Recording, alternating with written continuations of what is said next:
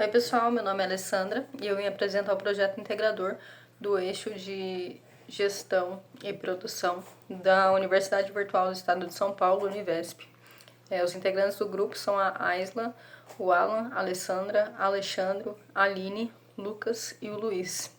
A gente veio abordar os prejuízos da inadimplência e a redução sustentável do índice de atrasos e renegociação facilitada. Como que um problema comum pode afetar indivíduos e empresas, causando prejuízos financeiros e danos à saúde e à reputação da empresa. O objetivo principal do tema abordado foi analisar os impactos da inadimplência em empresas e propor estratégias iniciais para reduzir os atrasos no pagamento e a melhora na gestão financeira. Os objetivos específicos foram identificar os principais fatores que contribuem para a inadimplência, analisar os prejuízos causados ao fluxo de caixa da empresa, pesquisar boas práticas de prevenção e cobrança e desenvolver a proposta inicial de solução viável para o contexto estudado. A apresentação do problema, Foi identificado como problema central em um escritório de contabilidade ao qual a gente fez a análise e a anamnese do estudo de caso, foi identificado o problema central em recorrência de atrasos no pagamento por parte dos clientes. Essa situação ela gera dificuldade no planejamento financeiro, risco de atraso no cumprimento das obrigações e desgaste no relacionamento com os contratantes e contratados, Então ali a via de mão dupla. A apresentação da solução inicial.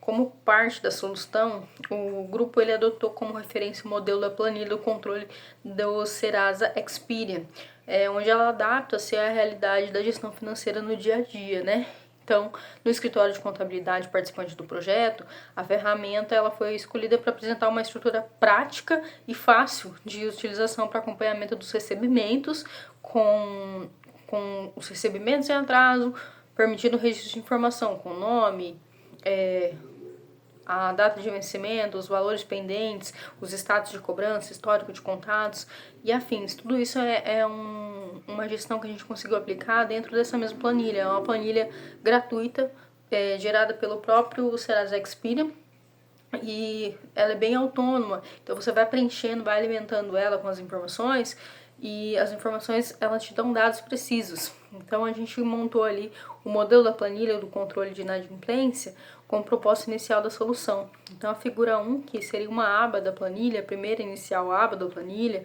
ela vai discorrer ali sobre a explicação, sobre a Serasa Experian. Ela também traz a planilha do controle de inadimplência e o passo a passo como você deve usar, como você pode utilizar essa ferramenta a teu favor, seja você pessoa física ou CNPJ, tá? Ela é uma planilha bem interessante porque para MEI, CNPJ, para pessoa física, você que faz ali uma compra e venda, você que faz uma prestação de serviço, um autônomo, é uma planilha bem interessante. Então, na figura 1, ela apresenta a aba de introdução da planilha, que ela é utilizada como referência para a proposta inicial da solução. Essa sessão ela reúne orientação, a apresentação geral, sobre o funcionamento das ferramentas e as facilidades do seu uso, apoiando a equipe responsável, quem for utilizar-se dela, Então, na aba número 2, na figura 2, a aba do gráfico da planilha e do controle de inadimplência. Essa aba de gráficos, ela serve para você visualizar, todos os dados precisos da tua empresa. Então, ali o controle da inadimplência, qual que é a tua régua? Qual que é o nível de dividendos? Qual que é o nível de devedores? Quanto que o teu cliente está devendo? Qual que é a margem? Qual que é o valor inicial, qual que é o valor que já foi pago, qual que é o valor que tem pendente. Então você consegue ter uma métrica disso, com valores pendentes, com valores com juros, você consegue fazer a visualização de forma bem clara e limpa nessa aba dos gráficos, Então ela apresenta o gráfico da planilha que permite a visualização dos principais indicadores relacionados à inadimplência. Essa funcionalidade ela vai contribuir para análise rápida, como eu falei para vocês, análise rápida do recebimento e auxílio na tomada de decisões mais assertivas. Então, assim, a gente tem esse cliente, tem um histórico de pagamento nessa planilha, a gente consegue fazer um histórico de pagamento, você consegue fazer um histórico de recebimento e ela também pode te servir para apoio de futuras análises. Então, se você tem esse cliente na tua carteira e deseja manter ou não esse cliente na tua carteira, essa planilha ela é uma boa planilha para acompanhamento também de análise futura. Então você pode ter registrado essa planilha anual, mensal, semestral, como um controle de dados também, né? Discorrendo ali para a figura e a aba de número 3, ela é a aba de devedores da planilha do controle de inadimplência. Aqui a gente colocou basicamente todos os devedores, você pode pôr por linha, isso aqui vai te servir como um controle de fluxo diário de cobrança. Então, diário, semanal, isso aí quem vai determinar vai ser a tua empresa e o nível de necessidade de cobrança dos inadimplentes. Então, nessa figura de número 3, ali a gente contempla o nome, o CPF, o CNPJ do teu credor, o valor da dívida, a data que começou a dívida, né, a data inicial, o motivo da inadimplência. É interessante essa parte, porque às vezes a gente, para fidelizar e criar um bom relacionamento com o cliente, é interessante entender por que esse cliente está devendo. Será que isso é um caso que vai acontecer com frequência? É recorrente ou é pontual? Será que foi uma situação interna da empresa? A empresa passou por um período mais delicado? Será que foi um final de ano? O que aconteceu para esse atraso? É justificável? Não é? Qual que é o status? Qual que é o status de pagamento desse cliente? Ele é um cliente que costuma pagar em dia? Não é? A gente consegue fazer essa análise e identificar o motivo da inadimplência, além do status e os meios de contato, né? Então, essa figura 3, ela apresenta a aba de devedores, no qual é possível registrar e acompanhar os clientes em atraso. Nessa seção são inseridas as informações, como eu falei aí com vocês, vencimento, valor pendente, status da cobrança, histórico e afins. Partindo para a próxima abinha da planilha, na aba de juros e multas da planilha do controle de inadimplência, ela traz para a gente também o cálculo das multas e os juros, né? Então, se a tua empresa ela tem já a padronização de fazer um cálculo em cima, essa planilha ela veio para facilitar também, porque você consegue jogar uma margem lá com um documento, você consegue já gerar ali na margem de juros, de taxas administrativas, você consegue gerenciar o que vai ficar bom para você, o que não vai ficar, quanto você consegue melhorar para o teu cliente efetuar a quitação total ou não, quanto numa negociação você consegue apoiar o teu cliente, né? Propostas de pagamento, propostas de acerto, propostas de parcelamento. Então, tudo isso você consegue trabalhar ali com essas taxas. Então, a aba de taxa de juros e multa, ela auxilia no cálculo de encargos aplicáveis em caso de atraso. Como a gente está tratando já do atraso, né? Então ela já é uma ferramenta muito útil para você fazer o cálculo geral, né? Você embute ali as suas taxas, você embute qual que é a porcentagem do teu banco, se for gerado boleto, afins, você consegue já embutir as taxas pré-fixadas e o controle e o cálculo também da multa, né? Se houver alguma multa, você consegue aplicar ali também. Deixando então ali de uma forma mais transparente e prática para a visão e para o trabalhar da rotina ali da operação financeira da empresa. Aí a gente vai seguir para a aba 5, que é quase a finalização ali, né, que é a parte da negociação. Então é a aba de negociação da planilha do controle de inadimplência. Nessa aba 5 a gente consegue visualizar ali, além dos juros, além do montante ofertado, a gente consegue verificar o valor que hoje essa dívida tem. Então, se a dívida ela começou lá em 450, quanto de juros ela aumentou? Qual que é o valor que ela está hoje? Qual que é o valor de juros ao dia, o valor de juros ao mês? Para esse cliente fazer a quitação hoje, quanto de juros tem embutido? Qual que é a diferença dos juros embutido?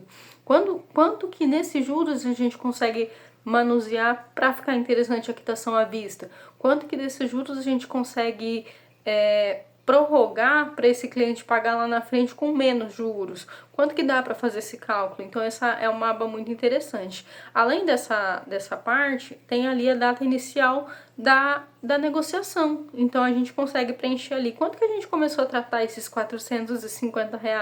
A gente começou a tratar dia 1/2/2019. A data do contato foi depois. Então assim, esse cliente ele já é cliente nosso. ele já tem uma relação e um histórico de pagamentos. Então, como que a gente consegue negociar? Qual foi a data negociada com ele? O valor negociado, que entra ali na questão do desconto. Ó, a gente consegue analisar nessa primeira linha que esse devedor 1, ele começou com um valor inicial de R$ 450. A dívida dele em juros e encargos subiu para 623, então uma margem até alta.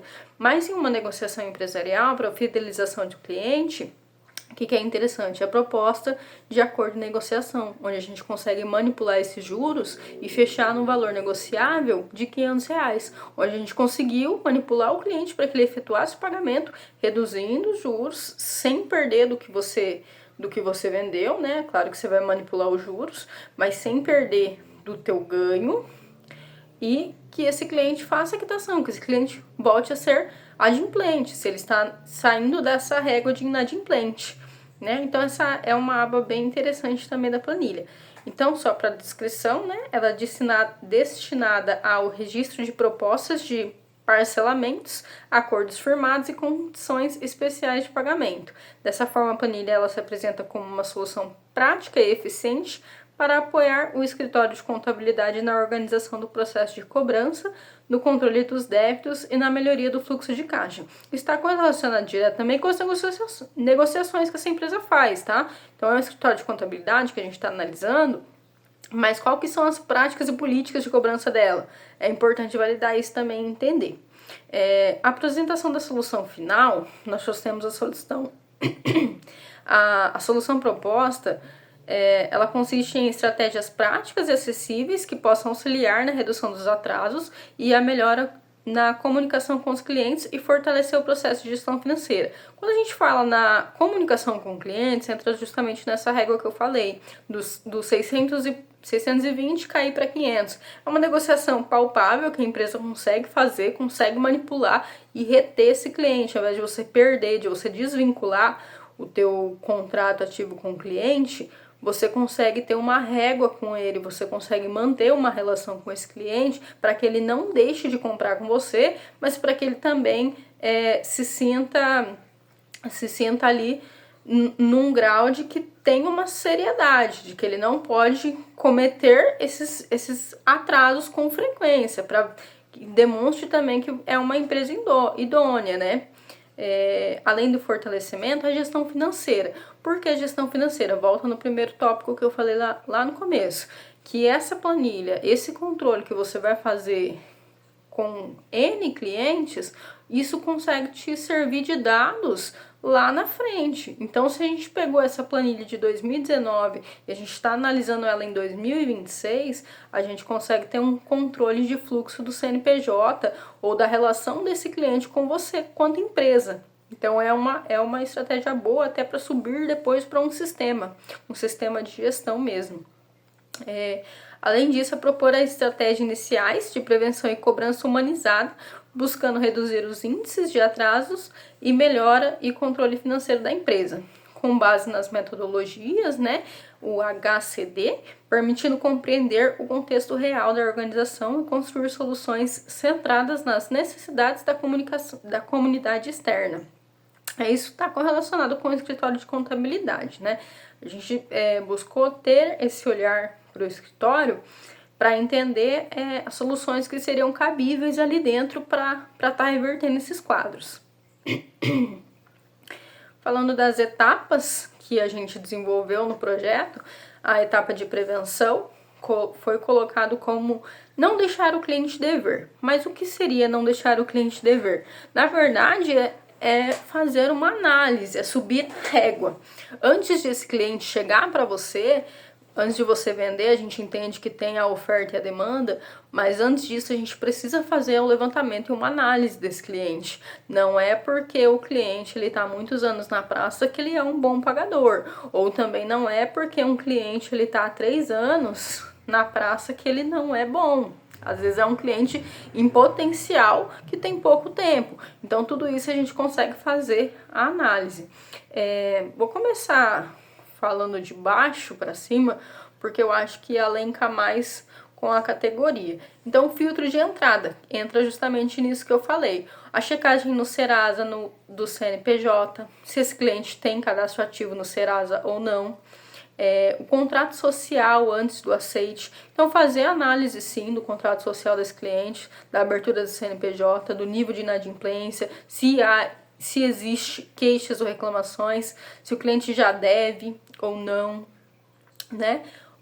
Opções, né? A gente pode colocar como opções de honorários antecipados. Em casos de analisou o cliente tem uma régua já considerável de devedores, você pode aplicar. Não é tudo que não é proibido é permitido.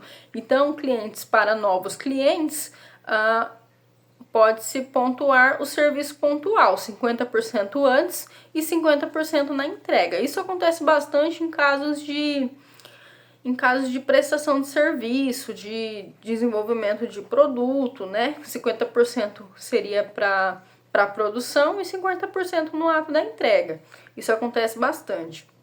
E pode ser aplicado também, por que não? Pode ser aplicado também no escritório de contabilidade, onde existe uma demanda e para essa demanda ser analisada, você pode pedir honorários antecipados. Se o teu cliente for aceitar ou não, fica a análise dele, mas é uma possibilidade de evitar clientes inadimplentes. A emissão de boleto, Pix ou cartão com data prevista, que a gente fixou para todo dia 5, mas isso é uma variável de negociação entre cliente e empresa, né? Então, prefixamos todo dia 5 e débito automático, como pode ser também o DDA, como pode ser também o boleto prefixado e afins, sem essa opção do esqueci de pagar. Então, por mais que o cliente às vezes deixe passar, de alguma forma isso vai estar sendo lembrado para ele. Então, de alguma forma, vai acontecer ali também o próximo tópico, que seria a cobrança recorrente automática, onde a gente vai abordar uma sequência automática de cobrança com esse cliente. Então, tá perto do vencimento, antes de fato vencer, vai ter uma notificaçãozinha ali, olha, você tem esse boleto registrado, olha, tem previsto este saldo para pagamento, né? Então, a gente vai elencar também a régua de cobrança no processo. A régua de cobrança vai entrar na cobrança humanizada, no tato com o teu cliente. Criar uma sequência autônoma, uma sequência automatizada e seguir esse processo. Então, padronizar dia 1, dia 7, dia 15, dia 30, como que a gente vai lidar com esses casos? Um dia de atraso, um WhatsApp automático, o boleto e Pix em anexo. Você notificou o cliente, tem uma informação lá de notificação. Se o cliente vai ver ou não, pode ser que sim, pode ser que não, mas tem uma prévia de contato. Passou-se 7 dias, acontece bastante de o pessoal atrasar, não verificar no DDA, não verificar nos bancos, de fato não ser registrado, pode acontecer. Então, um e-mail formal e uma ligação pontual com esse cliente para informar, olha cliente, a gente identificou que consta um pagamento em aberto, tá tudo bem, tá tudo certo, tem uma previsão de pagamento, a gente pode dar sequência aqui, eu tô te mandando, eu já te mandei no WhatsApp, mas eu tô te mandando novamente formalizado por e-mail, tá bom? Ok, a gente fez uma formalização com o cliente. Após 15 dias, né? Tendo esse contato de 7 dias e não havendo uma recuperação negociável, palpável dentro desse período, após 15 dias de atraso, um aviso de suspensão. Não para assustar o cliente, mas para enviar guias de obrigações e relatórios. Então, assim, o cliente ele teve a ciência que ele comprou, ele tem a ciência que ele tem que pagar. Passou-se um prazo de carência, 7 dias de carência, 15 dias, a gente já está estourando a carência. Então, já não é mais uma carência, já é uma comunicação, um aviso de suspensão. E após 30 dias, algumas empresas costumam trabalhar com 30, 60 ou 90, fica a critério e porte da empresa também. A gente entende que para empresas de médio e pequeno porte, 30 dias já é um nível razoável, né? Então, a gente estipulou 30 dias para o escritório de contabilidade devido ao nível da empresa, né? Então, 30 dias, a gente prefixou, mas pode, como eu falei, 30, 60, 90 ou até 120 dias, protesto em cartório, mais a negativação no SPC Serasa. O que acontece? custo baixo e uma pressão mais alta. Então, se esse cliente ele devia lá no começo R$ 400, ele vai pensar duas vezes antes dele ficar devendo R$ 400, porque além dos juros, ele foi para cartório. Então, isso suja também a imagem do cliente. Só que essa questão dos 30 dias, 60 e afins, o protesto em cartório é um caso a ser muito bem analisado. Por quê? Porque o protesto em cartório pode causar uma revolta nesse cliente. E além da revolta, você pode perder o cliente e entra num caso diferente, que aí a gente não está fidelizando o cliente, né? Não entra na questão humanizada, que entra na questão mais incisiva. Então, são casos e casos. Então, a gente pode analisar todo esse contexto que eu apliquei, todo o contexto do histórico do cliente. Esse cliente está com a gente o quê? Há 1 ano, 3 anos, 5 anos? Qual que é a margem de pagamento? Qual que é o período de atraso? Lá naquelas tabelas a gente consegue analisar quais que são as margens de atraso que ele costuma atrasar. Se ele costuma atrasar 10 dias, se ele costuma atrasar 7 dias, se ele já atrasou 3 meses, se ele é um cliente que comumente ele costuma atrasar os pagamentos, ou se é um cliente que normalmente paga em dia e teve 1 mês, 2 meses que ele vem atrasando os pagamentos, a gente entender no caso do cliente como que a gente pode trabalhar em cima disso em uma negociação e nessa questão também de prejudicar o CNPJ do cliente, porque às vezes a gente acaba perdendo o cliente, né? Então, são essas questões de pressão para ser analisadas. Seguindo aqui, então, um contrato que proteja a empresa também. Em caso de prestação de serviço, é comum a gente ver alguns contratos, né? Como advogados, ou até nesse caso aí do escritório de contabilidade. Então, incluir como foco, né? Para uma prevenção e para resguardo também da empresa, seria incluir cláusulas específicas no contrato de prestação de serviços ou produtos, né? Suspensão de serviços após X dias em atraso. Isso aqui vai se enquadrar mais nessas questões de prestação de serviço. Então, suspensão de serviços após X dias em atraso. X dias seria estipulado pela empresa que está prestando os serviços, né? Com isenção de multa por descumprimento. Multa de 2%, 1% ao mês e correção monetária. Isso fica prefixado à empresa e ao contrato também. A gente sabe que tem contratos que não são alteráveis, né, imutáveis. E o desligamento automático com 60 dias de inadimplência. Entra naquela questão que eu falei. A gente está analisando uma empresa de pequeno a médio porte, mas empresas maiores têm uma taxa maior de prazos de inadimplência. Então, 60, 120, 90, há essa variável. Mas após 60 dias de inadimplência e obrigação do cliente retirar os documentos em 5 dias. Então, além da ciência, ele também tem que dar lá a assinatura do conhecimento disso. Voltando agora e analisando mais a comunidade externa, a gente vai falar do escritório de contabilidade. É a Consultec. A Consultec ela é uma empresa que atua com prestação de serviço em contabilidade geral, societária e fiscal. Ela está localizada na cidade de Santa Cruz do Rio Pardo, interior de São Paulo, e ela tornou-se uma referência conquistando expressiva participação no mercado em total sintonia com as necessidades das instituições públicas e a iniciativa privada. Vou mostrar aqui uma fotinha bem breve para vocês da Consultec. Estou tentando puxar ela para vocês verem a empresa. Essa aí, então, é a Consultec, localizada lá em Santa Cruz do Rio Pardo. Então, a implementação da comunidade externa que tratou da Consultec, tratou do escritório de contabilidade.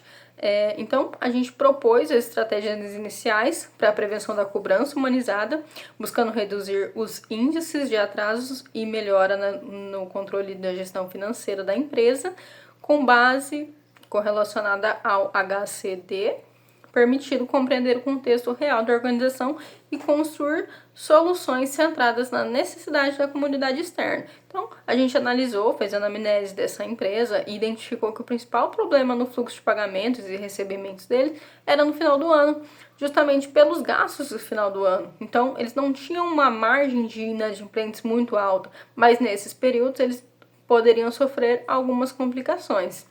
Apresentando todo o contexto que a gente apresentou e entendendo todo o enredo dos clientes e das negociações, a gente teve a conclusão e o retorno feedback da empresa. A empresa escolhida contestou que a proposta do projeto vem para clarear e dar soluções sobre como podem minimizar o problema relacionado ao tema. Então, no caso da inadimplência, a empresa gostou e entrou em concordância. Ao apresentar a proposta aos colaboradores e sócios, houve aceitamento majoritário nas ações propostas para a redução desse problema.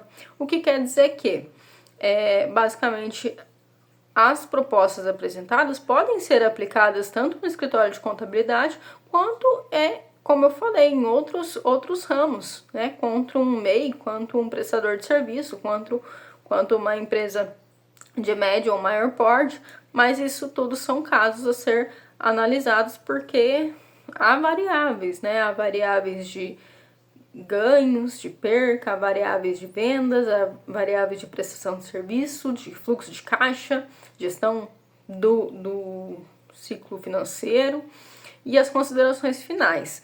A empresa possui grande potencial para reduzir consideravelmente o problema com a inadimplência, utilizando esses dados que a gente apresentou, né, com o uso dos métodos eficazes e práticos. É possível reestruturar os atrasos e evitar pendências futuras, gerando assim um melhor desempenho para os negócios, o que dá a nos entender o bom sucesso do projeto integrador com as soluções apresentadas. E assim eu encerro a apresentação e agradeço a todos vocês que acompanharam até aqui. Muito obrigada e até mais!